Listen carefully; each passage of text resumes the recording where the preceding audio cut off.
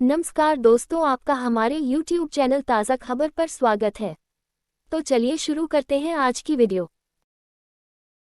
जंग लड़ने के लिए विदेशों से लौट रहे इजरायली, यूनिटी गवर्नमेंट बोली हमास को मिटा देंगे। भारतीयों को निकालने के लिए फ्लाइट भेजेगी सरकार। इजराइल हमास जंग का आज छठा दिन है। बुधवार को इजराइल सरकार ने जंग पर नजर रखने के लिए यूनिटी गवर्नमेंट और 3 सदस्यीय वॉर कैबिनेट बनाई है। नई सरकार में विपक्षी पार्टी को भी शामिल किया गया है।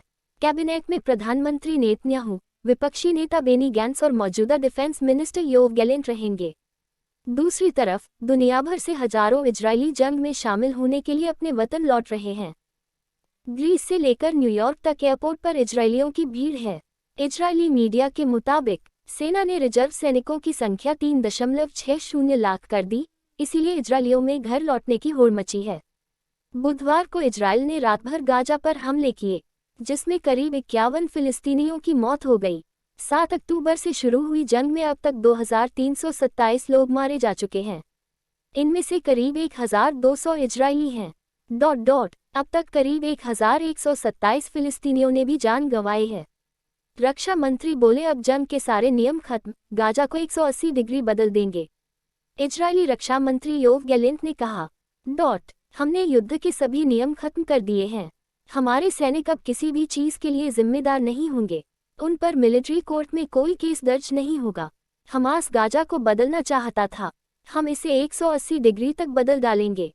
वे इस बात के लिए हमेशा पछताएंगे कि गाजा अब कभी भी पहले जैसा नहीं हो पाएगा। क्या है यूनिटी गवर्नमेंट और वॉर कैबिनेट? इजराइल में हमास के खिलाफ वॉर कैबिनेट या यूनिटी गवर्नमेंट बन गई है। ऐसा 1973 के बाद पहली बार हुआ है। यूनिटी गवर्नमेंट यानी ऐसी सरकार जिसमें सभी पार्टियां शामिल हैं। ये जंग के वक्त बनती है। टाइम्स ऑफ इजराइल के मुताबिक वॉर कैबिनेट में 3 मेंबर्स हैं। भारतीयों को निकालने के लिए ऑपरेशन अजय की शुरुआत। वहीं भारत सरकार ने इजराइल में फंसे 18,000 भारतीयों को निकालने के लिए ऑपरेशन अजय की घोषणा की है। इसके लिए आज पहली फ्लाइट रवाना होगी। इस दौरान इंडियन नेवी भी मदद के लिए तैयार रहेगी। विदेश मंत्री एस जयशंकर ने कहा, भारत सरकार ऑपरेशन अजय के तहत भारतीयों को वापस लाएगी। जो भी वापस आना चाहे आ सकता है। इजराइल में भारतीय राजदूत ने बताया कि पहली फ्लाइट से भेजे जाने वाले रजिस्टर्ड लोगों की जानकारी ईमेल कर दी गई है। अगली फ्लाइट के लिए अन्य रजिस्टर्ड लोगों की जानकारी भेजी जाएगी। तेल अवीव स्थित भारतीय दूतावास के मुताबिक इजराइल में मौजूद सभी भारतीय फिलहाल सभी सुरक्षित हैं। इजराइल पहुंचे भारतीय पर्यटकों ने दूतावास से सुरक्षित निकाले जाने की अपील की है। लाइव जंग लड़ने के लिए विदेशों से लौट रहे इजरायली, यूनिटी गवर्नमेंट बोली हमास को मिटा देंगे। भारतीयों को निकालने के लिए फ्लाइट भेजेगी सरकार। इजराइल ने हमास में मौजूद इस्लामिक यूनिवर्सिटी पर हमला किया। इजराइल हमास जंग का आज छठा दिन है। बुधवार को इजराइल सरकार ने जंग पर नजर रखने के लिए यूनिटी गवर्नमेंट और 3 सदस्यीय वॉर कैबिनेट बनाई है। नई सरकार में विपक्षी पार्टी को भी शामिल किया गया है। कैबिनेट में प्रधानमंत्री नेतन्याहू, विपक्षी नेता बेनी गैंट्स और मौजूदा डिफेंस मिनिस्टर योव गैलेंट रहेंगे।